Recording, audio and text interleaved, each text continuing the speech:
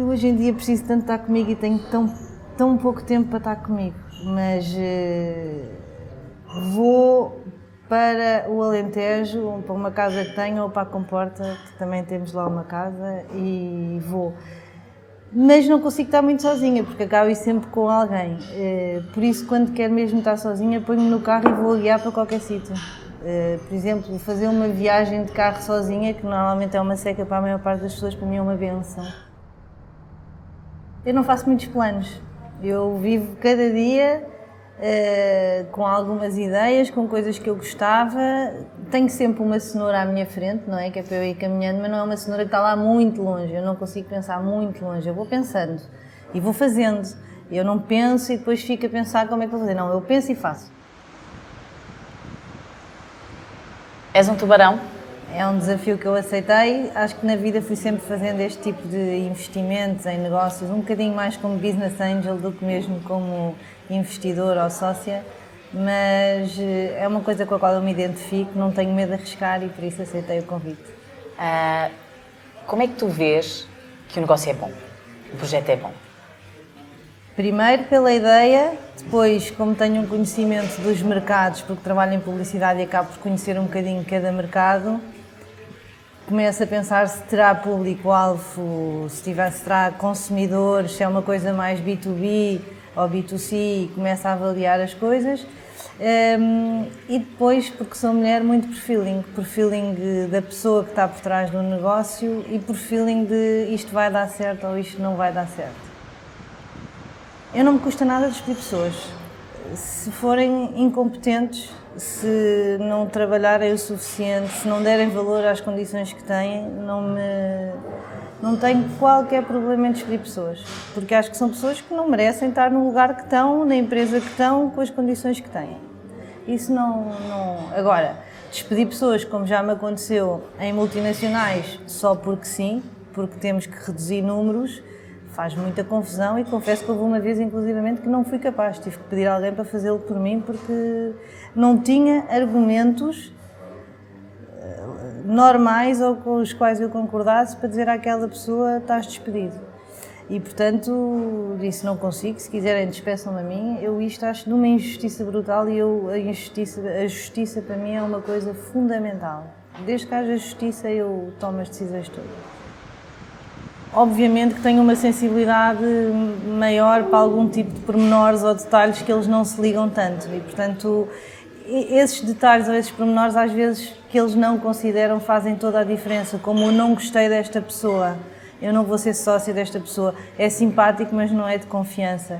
E pronto, e essas coisas que normalmente eu foco-me também e que os homens deixam um bocadinho por terra e acham que é irrelevante, pelo menos numa primeira conversa e depois à frente vê-se que não é assim tão irrelevante. Portanto, és mais perspicaz nesse sentido do que eles? Sou. Talvez por ser mulher, talvez por feitio, mas é o tal feeling que se manifesta dessa forma. Muito por sensação e não tanto por racionalização da coisa. As coisas estão cada vez mais equilibradas, na minha opinião, porque o poder de compra da mulher aumentou, porque as mulheres são muito impulsionadoras de algumas compras, são muitas decisoras de algumas compras, o que antigamente não era tanto assim. Mas eu acho que para as mulheres tem que se criar uma relação empática com o produto, com a marca, e um bocadinho hoje em dia, um bocadinho com a questão do preço, porque são as mulheres normalmente que fazem a gestão do orçamento familiar. E portanto eu acho que há uma mudança, porque eu acho que hoje em dia as mulheres não estão tão em segundo plano como sempre tiveram, estão muito a tomar decisões e a assumir decisões e até elas próprias a comprar e a pagar. E nesse sentido não muda muito, mas é uma coisa que tem muito a ver com beleza, com estética, com identificação, eu identifico-me com aquilo que eu estou a ver, mais do que eu desejava ter aquilo. Os homens é mais no poder e no que é que isso lhes pode dar de estatuto, nós é mais do eu identifico-me com aquilo, ou aquilo facilitaria a minha vida, ou eu seria mais feliz se tivesse aquilo. E portanto eu acho que essas são um bocadinho as diferenças entre os homens e as mulheres e a forma como comunicamos para eles. Ainda há um estigma de que se nós pusermos um homem na cozinha parece que estamos a querer, a marca pode estar a querer mudar hábitos, mas também, se reparar, já não aparece a mulher sozinha. Normalmente o marido está sempre lá ou a ajudar a pôr a mesa enquanto ela... Há essa preocupação, ou começa a haver a preocupação de não isolar a mulher nas tarefas domésticas, mas ainda não transportarmos isto para um homem, o que se calhar seria interessante. Eu acho que nós mulheres somos CEOs em várias coisas. Somos CEO da família, somos CEO às vezes das relações entre amigos, porque é assim. E o que acontece é que as mulheres têm que se dividir muito entre a carreira e a família. Essa é a verdade. A generalidade das mulheres faz isso. Eu acho que sou o que sou hoje porque tive filhos tarde. E, portanto, a minha disponibilidade para o trabalho foi sempre muito maior do que se eu tivesse tido filhos com 30 e poucos anos. Que era o que eu gostaria na altura. Não aconteceu. E, portanto, dediquei-me à carreira e consegui o meu espaço. E isso é o que acontece. Eu não acho que tenha a ver com os homens serem mais inteligentes que as mulheres, com terem mais capacidades da mulher, nada disso. Eu acho que tem só e tudo a ver com disponibilidade.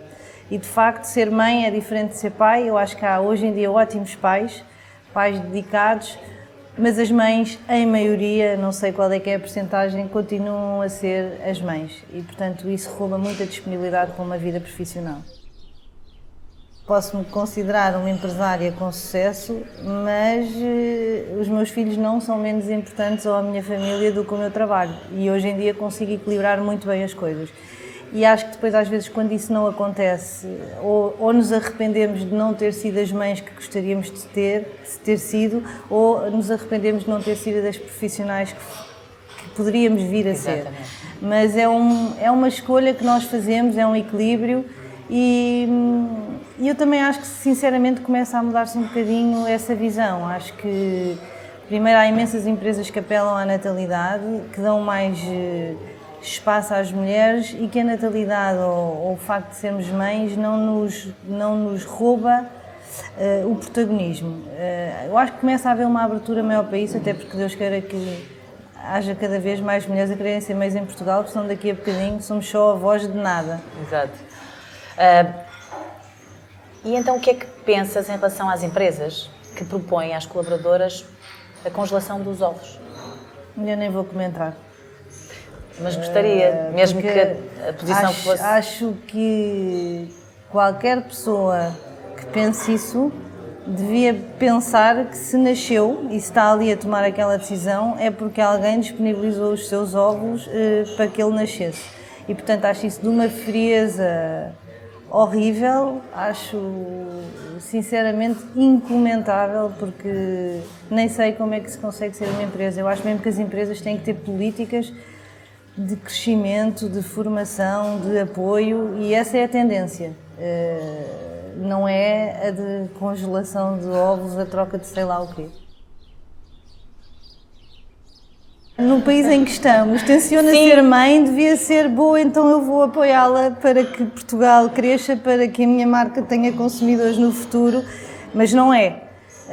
Não é, e tudo tem a ver com a disponibilidade. Todos os homens, ou mesmo algumas mulheres, por opção, acham que ser mãe significa estar menos tempo a trabalhar. Olha, eu, por exemplo, sou mais, não tenho nada contra, mas eu acho que as pessoas que fumam hoje em dia roubam mais tempo às empresas do que as pessoas que são mães. Porque o tempo que vão lá fora fumar acaba por, somado, se calhar é uma baixa de parte. Portanto, eu acho que está tudo invertido e que deviam fazer as contas outra vez. Ajuda o facto de ter encontrado o amor no trabalho? Foi uma consequência da falta de disponibilidade. Não, eu fui casada antes, depois as coisas não correram bem e claro que se cria uma enorme cumplicidade quando se trabalha em dupla e quando se tem muita coisa a ver. Porque eu trabalho com muita gente, mas nem todos. Agora, quando há uma identificação maior com o tempo que passamos juntos, com a falta de vida que temos fora, tudo cresce muito e de facto as coisas vão se consolidando e vão ganhando uma dimensão diferente. Não estou a dizer que isto seja o efeito Big Brother de todo, porque gosto realmente do Lourenço, mas acho que tudo nos aproximou e a verdade é que até hoje conseguimos trabalhar e viver juntos e temos filhos juntos e tudo funciona bem. A razão pela qual eu tenho uma empregada que sai às 7, porque toda a gente diz que tu és ridícula, devias ter uma empregada interna, é porque eu obrigo-me a estar em casa às 7. E assim eu estou com os meus filhos, ando com os meus filhos, converso com os meus filhos. De outra forma, se calhar chegava a casa às 8, às 9, ou às vezes até ia direto a tomar um copo e depois ia jantar e acabava por não estar a viver um bocadinho daquilo que é a vida deles. Eu gostava que eles me valorizassem.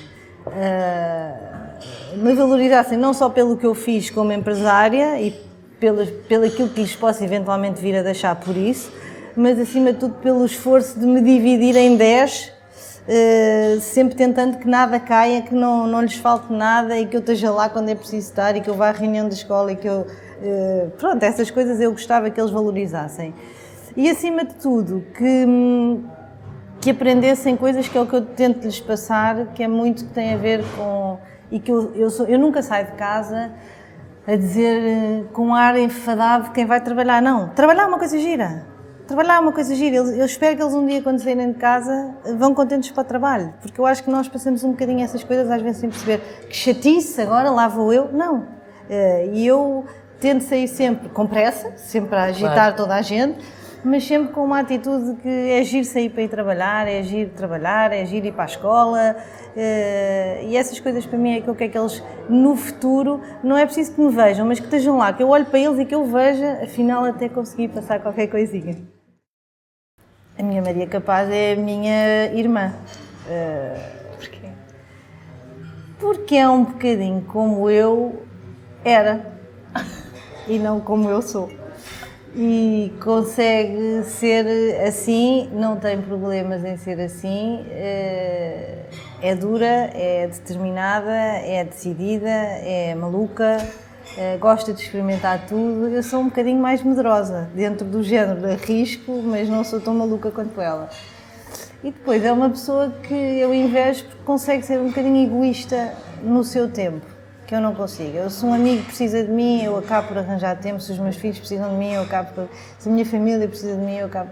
E a minha irmã arranja, com certeza, mas só se for mesmo muito importante, porque entretanto ela tem coisas para fazer e faz. E vai e está sempre com a mala pronta para ir para onde for, sem preocupações. E essa parte eu admiro imenso, porque mesmo que não tivesse filhos, não sei se era capaz de ser tão Maria Capaz.